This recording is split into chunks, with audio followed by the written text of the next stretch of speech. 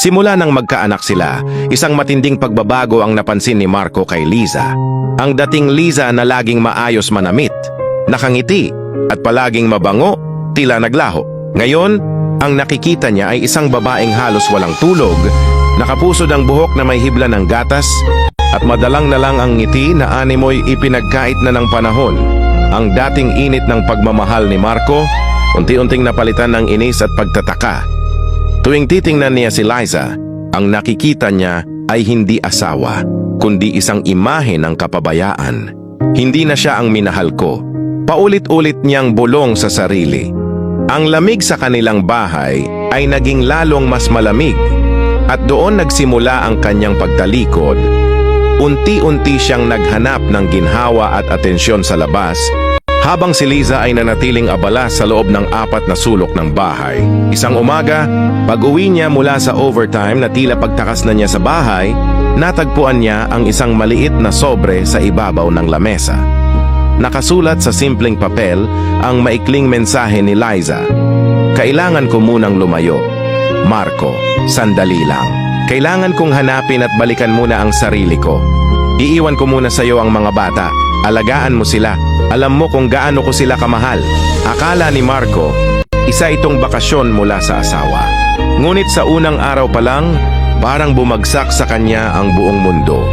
3 bata, 3 boses, na sabay-sabay umiiyak, nag-aaway, nagugut. Nagbuntong hininga siya. May tambak na labada, bundok ng hugasin, kailangang maghanda ng almusal at tanghalian, at may homework pa na kailangang gabayan. Walang oras para magkape, walang pahinga. Ang gabi, hindi tulog ang hatid, kundi puyat at pagbabantay.